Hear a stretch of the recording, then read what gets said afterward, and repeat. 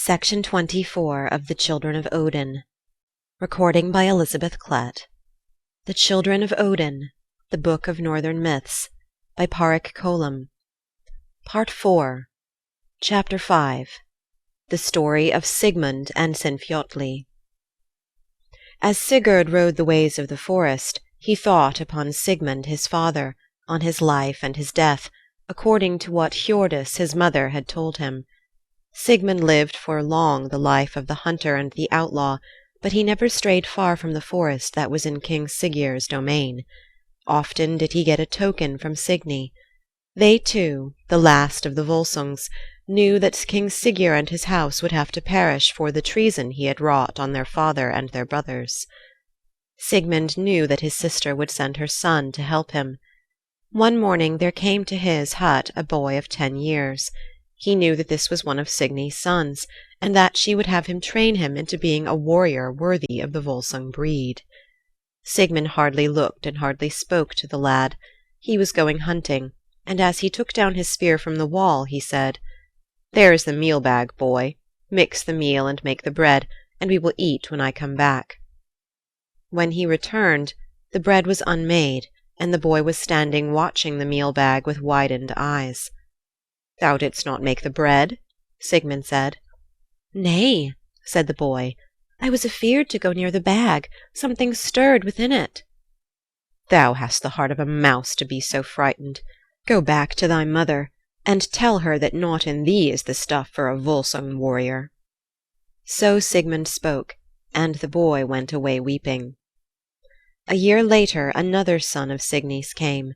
As before, Sigmund hardly looked and hardly spoke to the boy. He said, "There is the meal bag. Mix the meal and make ready the bread against the time I return." When Sigmund came back, the bread was unmade.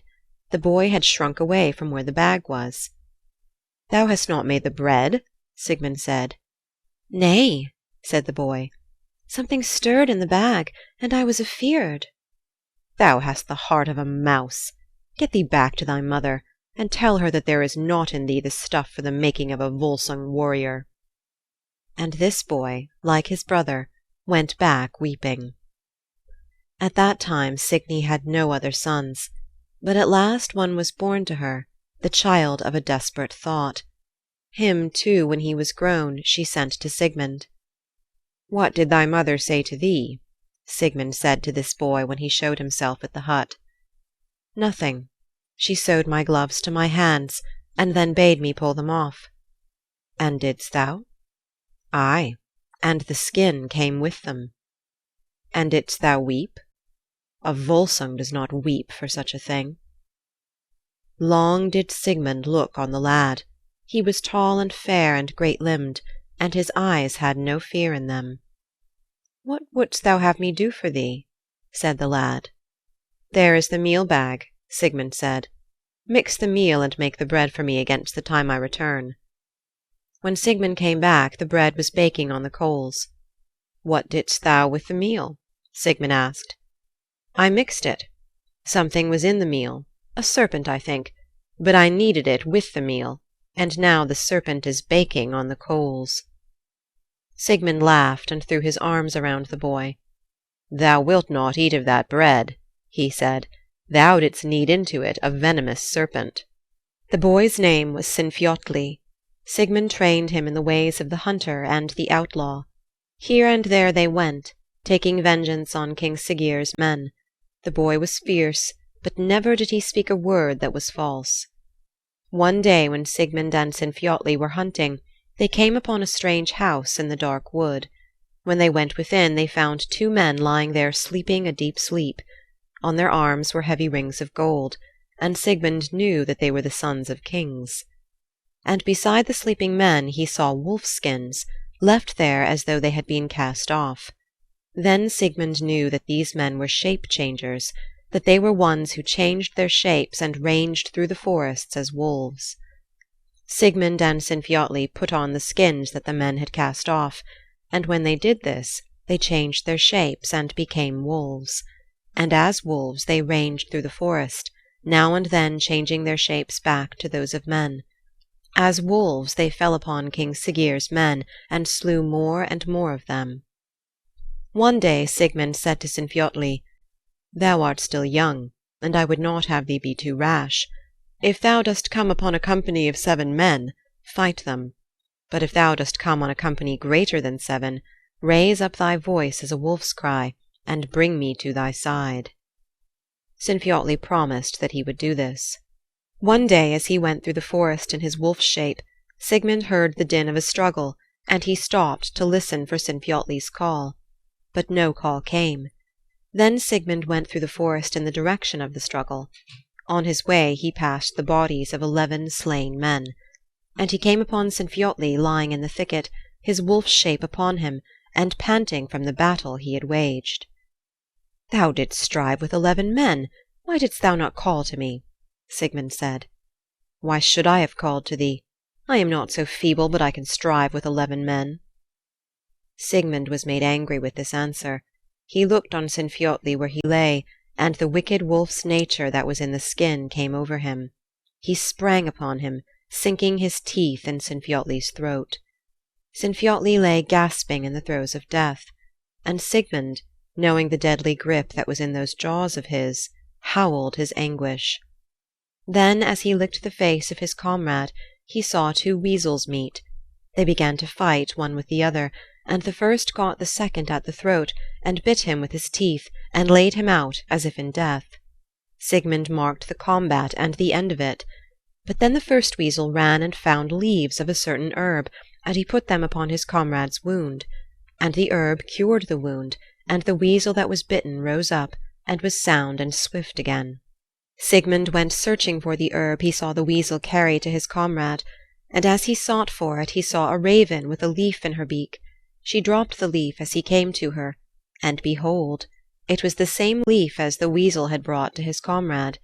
Sigmund took it and laid it on the wound he had made in Sinfjotli's throat, and the wound healed, and Sinfjotli was sound once more. They went back to their hut in the forest, and the next day they burnt the wolf skins, and they prayed the gods that they might never be afflicted with the wolf's evil nature again. And Sigmund and Sinfjotli never afterwards changed their shapes. Chapter 6. The story of the vengeance of the Volsungs, and of the death of Sinfjotli.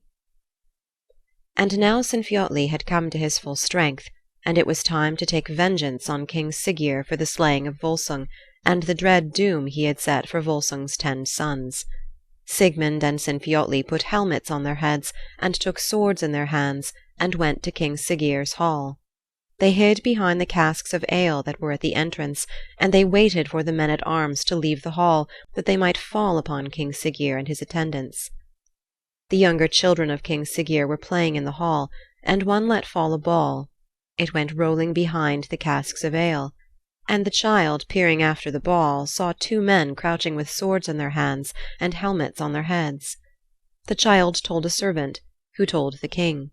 Then Siggeir arose, and he drew his men-at-arms around him, and he set them on the men who were hiding behind the barrels.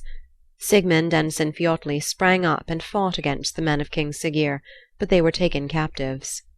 Now they might not be slain there and then, for it was unlawful to slay captives after sunset. But for all that King Siggeir would not leave them above ground. He decreed that they should be put in a pit, and a mound made over them so that they would be buried alive. The sentence was carried out. A great flagstone was put down to divide the pit in 2, so that Sigmund and Sinfjotli might hear each other's struggle and not be able to give help to each other. All was done as the king commanded. But while his thralls were putting sods over the pit, one came amongst them, cloaked and hooded, and dropped something wrapped in straw into the side of the pit where Sinfjotli lay. And when the sky was shut out from them with the turf and soil that was put over the pit, Sinfjotli shouted to Sigmund, "I shall not die, for the queen has thrown down to me meat wrapped in a parcel of straw." And a while afterwards Sinfjotli shouted to Sigmund, "The queen has left a sword in the meat which she flung down to me. It is a mighty sword. Almost, I think, it is Grom, the sword you told me of." "If it be Grom," Sigmund said, "it is a sword that can cut through this flagstone. Thrust the blade against the stone and try." Sinfjotli thrust the blade against the stone, and the blade went through the stone. Then one on each side they took hold of the sword, and they cut the great stone in two. Afterwards, working together, it was easy to shift the turf and soil. The two came out under the sky. Before them was the hall of King Siggeir. They came to the hall, and they set dry wood before it, and they fired the wood and made the hall blaze up. And when the hall was in a blaze, King Siggeir came to the door and shouted, "Who is it that has fired the house of the king?" And Sigmund said, "I, Sigmund, the son of Volsung, that you may pay for the treason wrought on the Volsungs." Seeing Sigmund there with Gram the great sword in his hands, Siggeir went back into his hall. Then Signy was seen with her white face and her stern eyes, and Sigmund called to her, "Come forth, come forth, Sigmund calls. Come out of Siggeir's blazing house, and together we will go back to the hall of the Branstock." But Signy said, "All is finished now. The vengeance is wrought, and I have no more to keep me in life. The Volsung race lives on in you, my brother, and that is my joy. Not merrily did I wed King Siggeir, and not merrily did I live with him, but merrily will I die with him now." She went within the hall. Then the flames burst over it, and all who were within perished. Thus the vengeance of the Volsungs was wrought. And Sigurd thought on the deed that Sigmund his father, and Sinfiotli, the youth who was his father's kinsman, wrought, as he rode the ways of the forest, and of the things that thereafter befell them.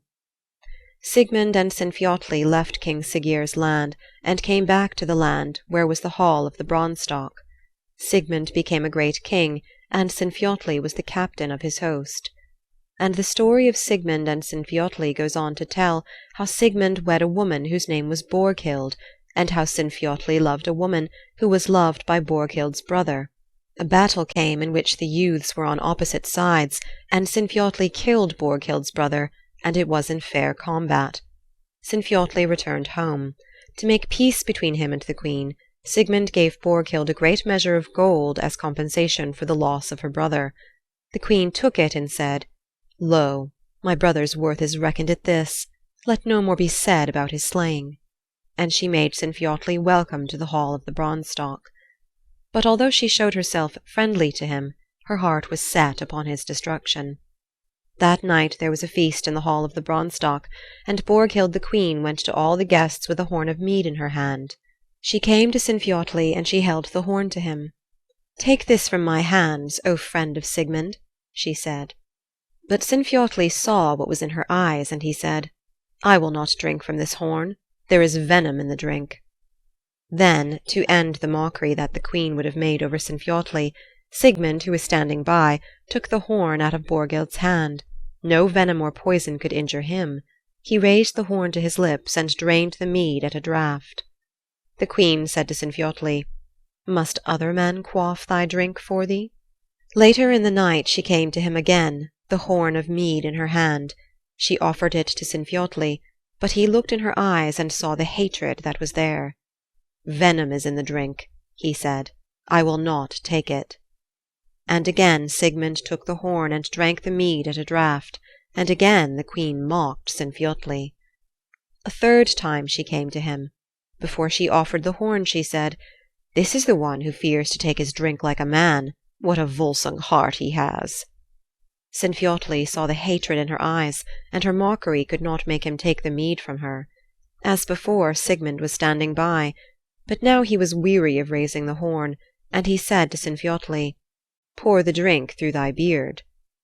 He thought that Sigmund meant that he should pour the mead through his lips that were bearded, and make trouble no more between him and the queen.